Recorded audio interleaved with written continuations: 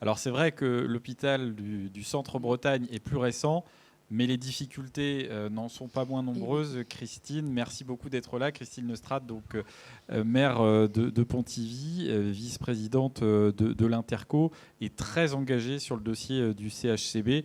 On a eu l'occasion d'y travailler quasiment dès le début du mandat, donc merci Christine. Oui, donc la chance d'avoir un bel hôpital, un bel outil, avec du matériel performant. Donc l'hôpital, le centre hospitalier de Centre-Bretagne, qui jouxte la polyclinique, puisque c'est un pôle public-privé de santé, est construit sur la commune de Noyal-Pontivy et regroupe les anciens hôpitaux de Pontivy et de Loudéac. Donc nous sommes à cheval sur 2 départements, la partie sud des Côtes-d'Armor et puis toute cette partie nord du Morbihan. Simon le disait tout de suite, c'est à peu près 140 000 habitants. Donc Pontivy et Loudéac ont été précurseurs dans le cadre d'une entente avant les groupements hospitaliers de territoire, parce que là, c'est vrai que nous n'avons pas été dans le sens de l'ARS pour la constitution d'un groupement hospitalier de territoire que l'ARS voulait faire entre Pontivy et Lorient. Nous avions peut-être des problèmes relationnels aussi avec la direction à Lorient à l'époque, et cette impression que Lorient voulait s'accaparer Pontivy et que l'hôpital de Pontivy perdrait son autonomie. Donc nous nous y sommes opposés, nous élus, mais aussi les personnels médicaux, et nous sommes restés sur un petit groupement hospitalier de territoire avec Pontivy et Guémené-sur-Scorff, qui est un hôpital tout neuf aussi depuis un peu plus d'1 an, mais avec encore des services sur Loudéac et sur Plémet aussi pour les soins de suite notamment. Donc, pour Guémené, on a la chance d'avoir le maire de Locmalo qui est avec nous parce que je me demande même si c'est pas sur la commune de Locmalo. Oui. Un très bel établissement. Oui, puisque Guémené est tout petit. Donc, mais bon, c'est un GHT qui fonctionne bien. Mais bon, je pense que Pontivy et Loudéac, justement, ont déjà été précurseurs, puisque à l'époque, ils se sont entendus. Pas sans mal, ça a été très long, il y a eu beaucoup de tempêtes, mais finalement nos prédécesseurs sont parvenus à s'entendre, et nous avons bénéficié donc de la construction de ce nouvel hôpital. Donc les services ont rejoint les nouveaux bâtiments en 2012. Et puis, très rapidement, l'hôpital a été confronté à des difficultés financières. Donc, nous avons eu un contrat de retour à l'équilibre. Alors, difficultés financières qui s'expliquaient parce que, d'abord, l'hôpital qui avait été prévu initialement devait coûter autour de 65 millions, sur laquelle donc l'ARS apportait sa part, et finalement a coûté quasiment le double, à peu près 120, sans que l'ARS n'augmente sa part de financement.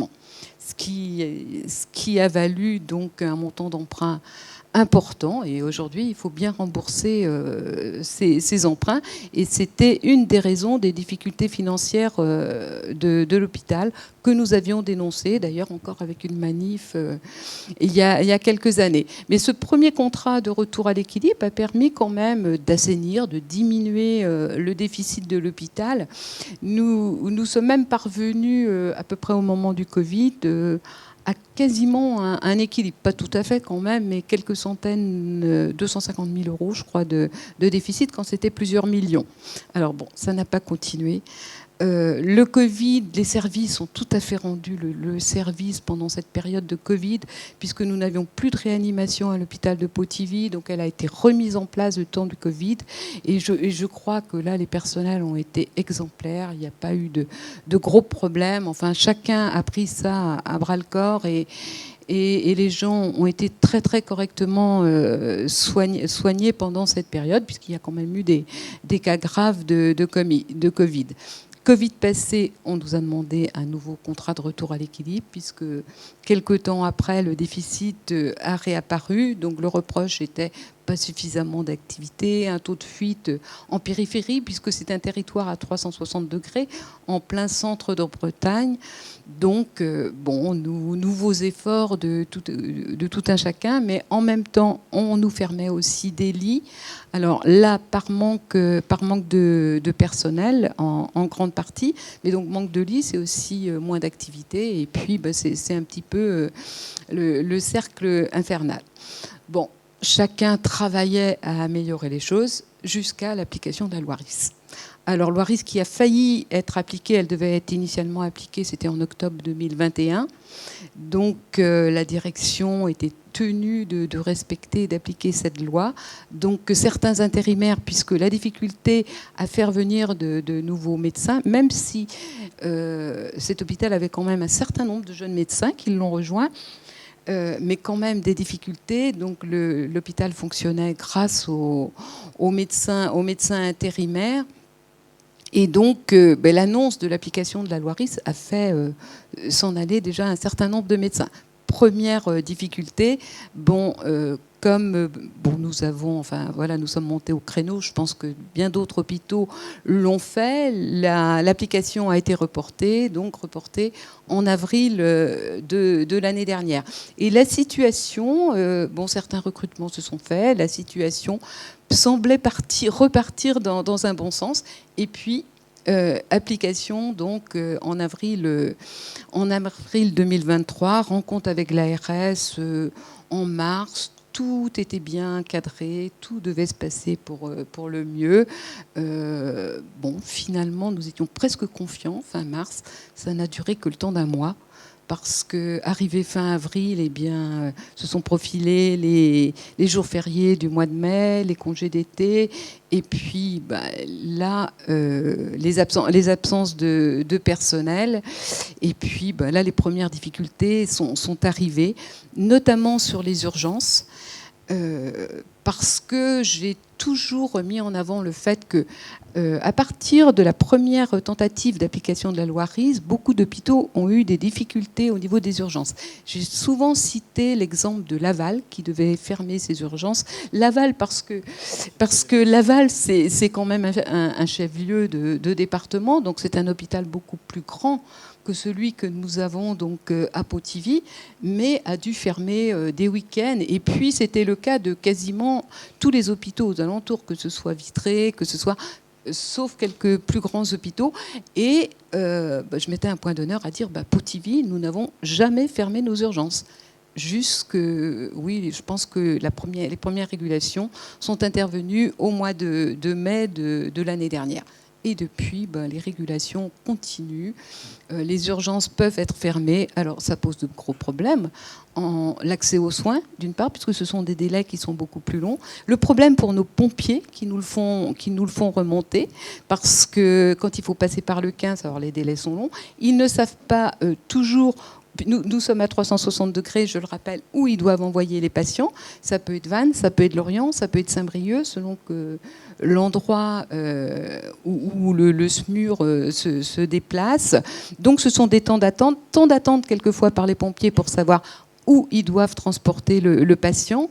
Et puis, c'est un aller-retour quand même. Et pendant ce temps-là, nos pompiers ne sont pas, s'il y a d'autres urgences, ne sont pas sur le terrain. Je pense que c'est aussi à signaler. Et puis, c'est le risque en termes de santé pour les patients. C'est la même chose pour les délais d'attente quand on n'a pas les médecins, la médecine de proximité.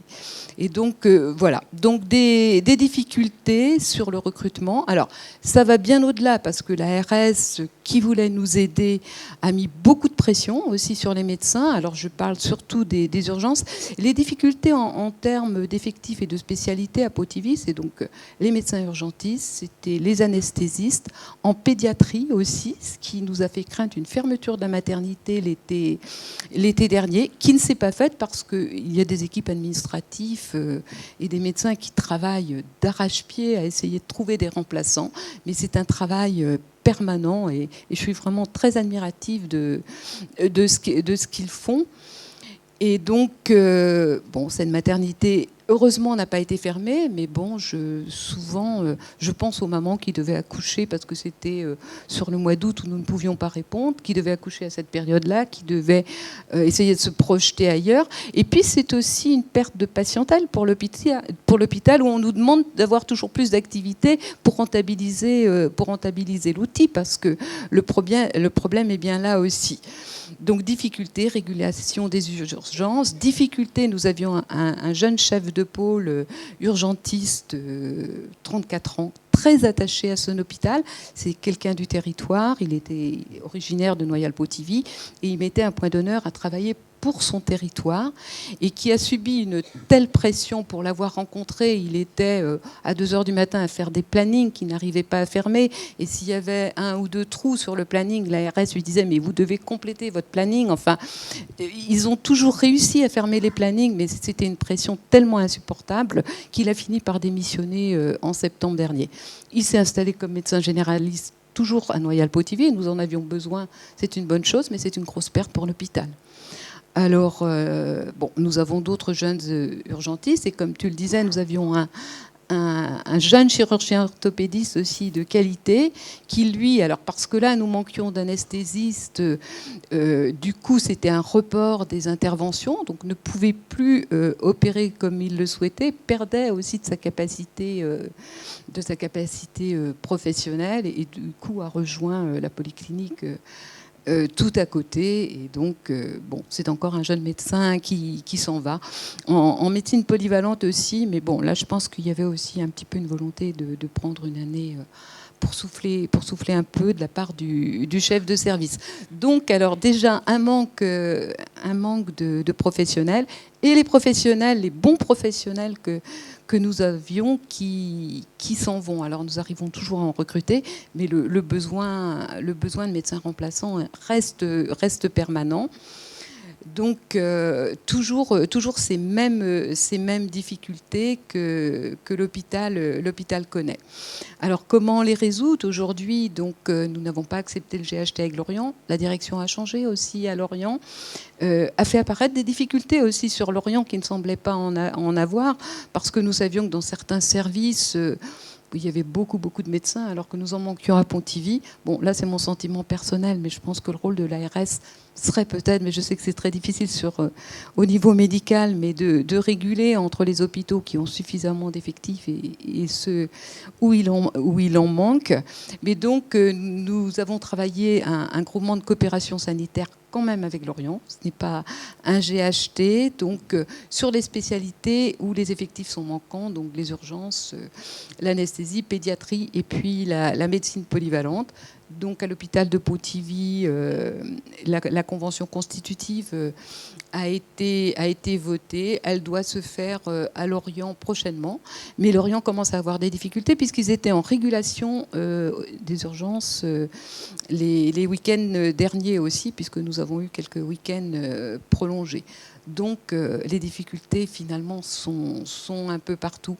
Donc ce projet, nous comptons avoir des effectifs. Aujourd'hui, anesthésiste pédiatre, ça va, mais nous ne sommes jamais à l'abri de nouveaux départs. Il faudrait quand même renforcer les effectifs.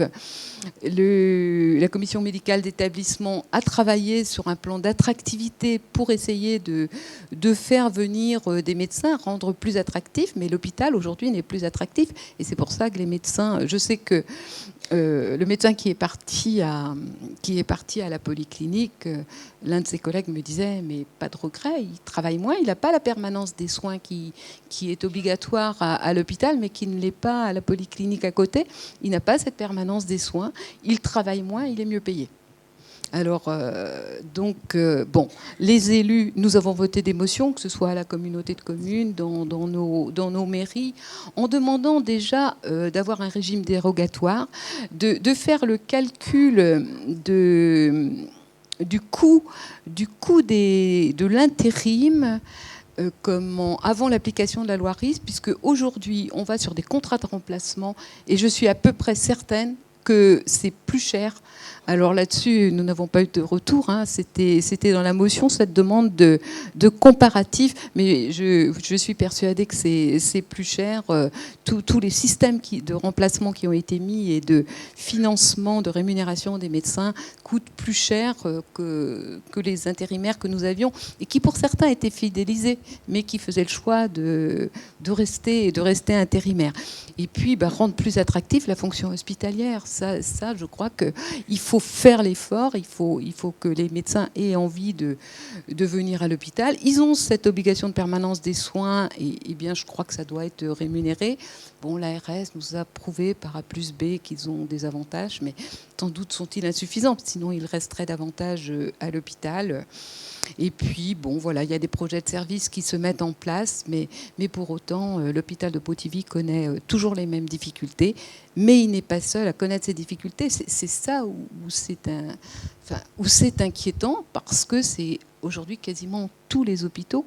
Et à un moment donné, moi, je me suis demandé s'il y avait vraiment une volonté politique de soutenir l'hôpital public, alors que c'est l'hôpital public qui accueille quand même... tous les malades sans distinction. Et puis, c'est toujours l'hôpital, la voie de recours pour tout un chacun.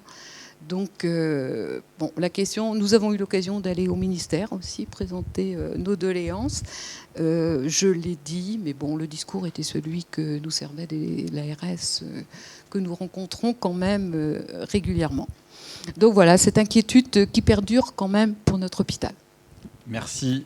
Merci Christine, bravo pour ton combat. Et je te confirme qu'il y a des élus, évidemment à la tribune et aussi dans la salle, qui défendent bec et ongles, notamment notre système public de santé, en particulier l'hôpital. Donc merci à toi.